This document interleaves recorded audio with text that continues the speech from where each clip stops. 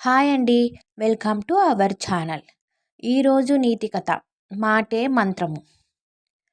పులకేశీపురం అనే ఊరి చివర అడవి దొంగలకు అడ్డాగా ఉండేది. ఆ అడవి గుండా ఎవరైనా వెళ్తే వారిని అడ్డగిచ్చి సొత్తును ఎత్తుకెళ్ళేవారు. ఒకరోజు రామరాజు తన కూతురి పెళ్లి కోసం పట్నంలో ఉన్న షావుకారు వద్ద సొమ్ము అప్పు చేసి అడవి దారి గుండా ఊళ్ళో బయలుదేరాడు. భయపడుతూనే నడుస్తూ వెళ్తున్న రామరాజును దొంగలు అడ్డుకున్నారు. అతన్ని చుట్టుముట్టి సొత్తు ఇవ్వమని లేకుంటే చంపేస్తామని బెదిరించారు. వారి మాటలకు భయపడిన రామరాజు తన వద్ద ఉన్న సొమ్మును వారి ఎదుట పెట్టి, అయ్యా, నా కూతురి పెళ్లి కోసం అప్పు చేసి తీసుకెళ్తున్నాను.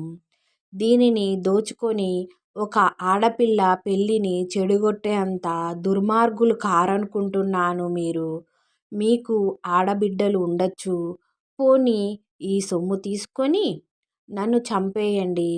ఎందుకంటే డబ్బు లేక నా బిడ్డ పెళ్ళి ఆగిపోతే ఆ బాధను నేను తట్టుకోలేను అని అన్నాడు రామరాజు. రామరాజు మాటలు వారిలో మార్పును తెచ్చాయి. సరే వెళ్ళు, ఒక ఆడబిడ్డ పెళ్ళి చెడగొట్టే అంత దుర్మార్గులం కాదు మేము అని వారి వద్ద ఉన్న కొంత డబ్బును ఇచ్చి, అన్నల బహుమతి అని చెప్పి నీ బిడ్డకు ఇవ్వు అని రామరాజును విడిచిపెట్టారు.